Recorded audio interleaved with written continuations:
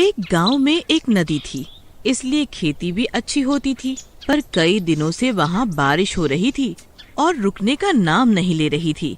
एक रात एक चुड़ैल आती है और एक गांव वाले को मारकर खाने लगती है। ये चुड़ैल कैसे आई, ये जानने के लिए कहानी को अंत तक जरूर देखें। सुनीता, इस बार तो खेती बहुत अच्छी हो गई है, पर अब बारिश रुक जाए तो अच्छा है, नहीं तो सब्जियों को नुकसान होगा। वैसे भी हमारा खेत नदी से ज्यादा दूर नहीं है। अगर नदी का पानी बढ़ा तो सीधा हमारे खेतों में ही आएगा। हाँ जी, आप फिक्र ना कीजिए, बारिश रुक जाएगी और जैसे ही रुकेगी आप सब्जियाँ कटवा लेना। फिर अगले दिन बारिश रुक जाती है। बिरजू कुछ किसानों को अपनी मदद के लिए बुला लेता है और उन्हें कुछ पैसे दे देता है। फिर सभी लोग मिलकर खेतों की ओर जाते हैं और कुछ सब्जियों को काटकर एक ठेले पर रख देते हैं। फिर कृष्णा उन सब्जियों को जाकर सुरक्षित स्थान पर रखाता है और फिर से खेतों की ओर बची हुई सब्जियां लेने जाता है। तभी जोर से तूफान आने लगता है और बारिश शुरू हो जाती है। अरे बाबा, अब जितनी सब्जियां हमने ले ली हैं, उतनी ही ठीक है। चलो यहाँ से घर की ओर निकलते हैं, और रात भी होने वाली है। इतना बोलकर वो बारिश से बचने के लिए एक पेड़ के नीचे जाकर खड़ा हो जाता है और बिरजू लालच में सभी किसानों के साथ सब्जियों को काटने में ही लगा रहता है। तभी बारिश तेज हो जाती है, बिजली कड़कती है और बादल फट जाता है। नदी का पानी एकदम से बिरजू के खेतों में आ जाता है। सब डूबने लगते हैं। कृष्णा जल्दी से पेड़ पर चढ़ जाता है। अरे, ये इतना सारा पानी कहाँ से आ गया? अरे मर गई रे, ये तो बढ़ता ही जा रहा है। बिरजू, तुमने हमें भी लालच देकर यहाँ फंसवा दिया। तुम्हारा बेटा कह रहा था कि अब हमें घर चलना चाहिए, पर तुम नहीं माने। अब तो अंधेरा भी हो गया। अरे भाई, वो छोड़ो और वो देखो, वो कहाँ है? कैसा मगरमच्छ है भाई, वो तो हमारी ओर ही आवत है। मर गया रे, ये मगरमच्छुआ तो भूत बन गया है। बाबा, अपने पीछे देखिए, बहुत ही बड़ा और खतरनाक मगरमच्छ है, बचिए उससे। कृष्णा पेड़ पर बैठकर ये सब देख रहा होता है और चाहकर भी कुछ नहीं कर पाता। अरे भाई, एक नहीं, वो देखो, ये तो मगरमच्छों की पूरी पलटन ही आवत है। मुझे तो तैरना भी नहीं आवत है भाई, अब हम नहीं बचेंगे। ये तो हमें कच्चा ही चबा जाएंगे। नहीं अम्मा, अरे अम्मा बचा लो। अरे मर गया रे कृष्णा, अब मैं नहीं बचूंगा बेटा। ये बहुत सारे हैं, अपना और अपनी माँ का ध्यान रखना। अरे मर गया रे।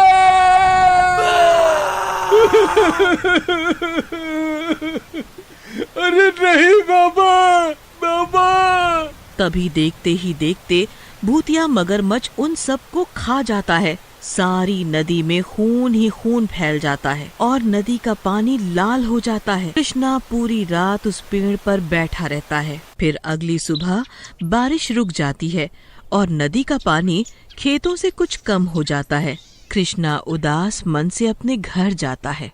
अरे कृष्णा, तुम्हारे बाबा कहाँ हैं? और तुम दोनों रात भर घर क्यों नहीं आए? फिर कृष्णा सारी बात अपनी माँ को बताता है।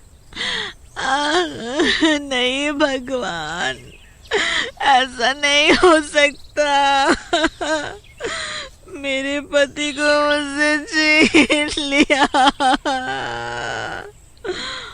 सुनीता बहुत रोती है। सब गांव वाले रोने की आवाजें सुनकर वहां आ जाते हैं और भूतिया मगरमच्छों की बात सुनकर बहुत डर जाते हैं। अरे भाई, अब क्या होगा? ये भूतिया मगरमच्छ हमारे गांव की नदी में कहां से आए? वो सब बातें कर ही रहे होते हैं कि वहाँ बहुत सारे पक्षी आ जाते हैं। उनकी आंखें लाल होती हैं। सब गांव वालों को काटने लगते हैं। सब गांव वाले यहाँ वहाँ भागने लगते हैं। अरे नहीं, मर गया रे। अरे चांडाल, मुझे क्यों काट रहा है?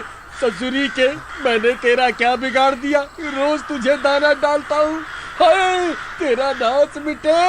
अरे माँ, आप जल्दी से घर के अंदर चलो।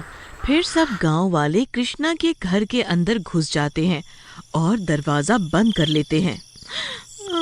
हे भगवान, अब ये क्या नई मुसीबत आ गई है। रक्षा करो भगवान, रक्षा करो। फिर कृष्णा के घर के दरवाजे पर जोर जोर से खटखटाने की आवाजें आने लगती हैं। सुनीता खिड़की से झांक कर देखती है तो बहुत सारे पक्षी उसके दरवाजे पर अपनी चोंच मार रहे होते हैं और बहुत डरावनी डरावनी आवाजें निकाल रहे होते हैं। अरे ये सब भूतिया पक्षी कैसे बन गए?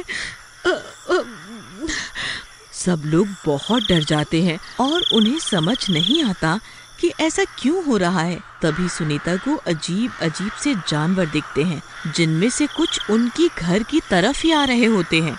अरे माँ, उधर देखो, वो बैल, कुत्ता और गाय, इन्हें क्या हो गया? ये सब भूतिया जानवर कहाँ से आते जा रहे हैं? तभी एक गांव वाला कहीं से आ रहा होता है और उसे भूतिया बैल मारकर हवा में उड़ा देता है और मारकर खाने लगता है। तभी चुड़ैल आती है।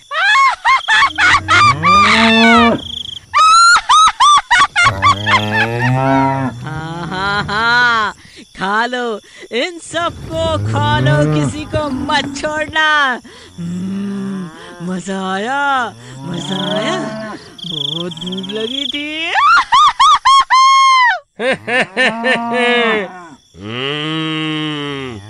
ये तो बहुत स्वाद है। आदमी का गोश्त खाकर तो मजा ही आ गया। फिर ऐसे ही उन भूतिया जानवरों को जो भी इंसान घर के बाहर मिलता, वो उन्हें मारकर खाने लगते हैं। बहुत भूख लगी थी। ऐ मूर्ख आदमी, कहाँ भाग रहा है? रुक, अब तुझे खाऊंगा। माँ, ऐसे हम घर में बैठकर अपने गांव वालों को मरता नहीं देख सकते। मैं बाहर जा रहा हूँ। नहीं बेटा, हम बाहर गए तो जरूर मरेंगे। हमें यहीं रहकर इनके जाने का इंतजार करना होगा। हाँ, यही ठीक रहेगा। अरे, अब तो कोई भी नहीं दिख रहा। सबके सब अपने अपने घरों में छिपकर बैठ गए हैं। फिर उन जानवरों की नजर कृष्णा के घर पर पड़ती है। ए गाँव वालों, तो सब के सब यहाँ छिपकर बैठे हो, बाहर निकलो, हमें बहुत भूख लगी है, दरवाजा खोलो। फिर सब भूतिया जानवर मिलकर कृष्णा के दरवाजे को खोलने की कोशिश करते हैं। अरे सुनीता बहन, वो देखो, तुम्हारा दरवाजा तो हिलने लगा। टूट ही ना जाए, हमें कुछ करना होगा। हम घर का सारा भारी सामान दरवाजे के आगे लगा देते हैं। फिर सब लोग मिलकर दरवाजे के आगे घर का भारी सामान लगा देते हैं ताकि दरवाजा ना खुल सके और सुबह होने ही वाली होती है। अरे चलो, सूरज निकलने ही वाला है। हमें अभी घने जंगल में छिपना होगा। इनसे तो रात में ही निपट लेंगे। मूर्ख गांव वालों, हम वापस जरूर आएंगे। हम आएंगे, जरूर आएंगे।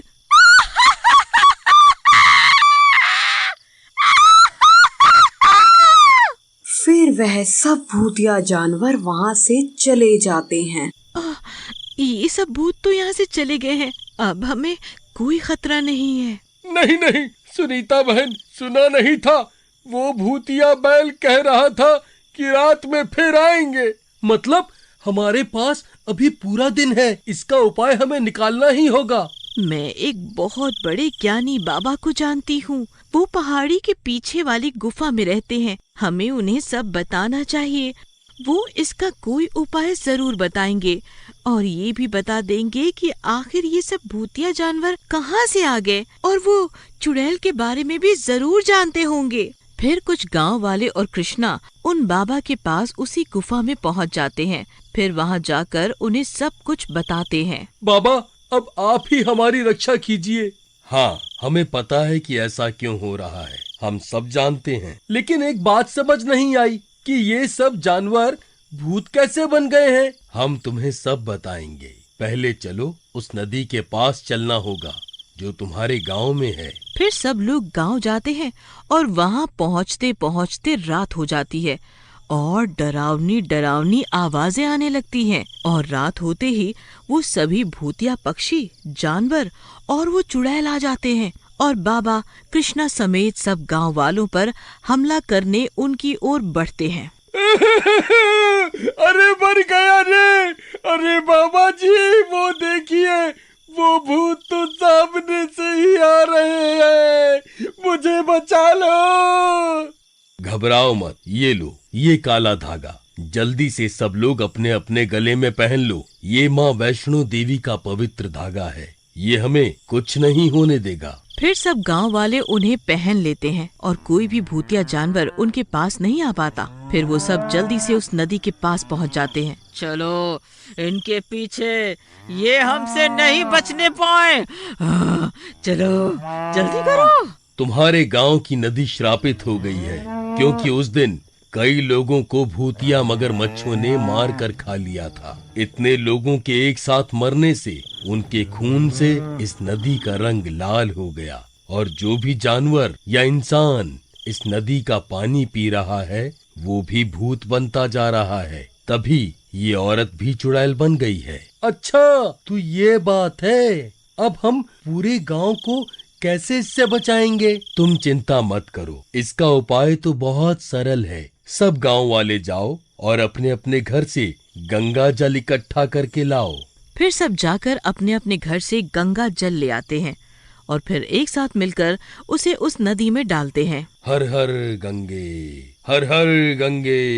हे गंगे माता, जो भी लोग उस दिन इस नदी में मर गए उन सब की आत्मा को शांति दें और इस नदी को पवित्र कर दें। हर हर गंगे।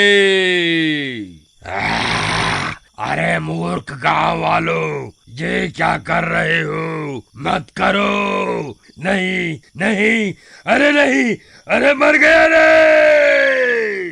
और गंगा जल डालते ही नदी का रंग फिर से पहले जैसा हो जाता है। वो औरत और सब जानवर ठीक हो जाते हैं। फिर सब गांव वालों को इस मुसीबत से छुटकारा मिल जाता है।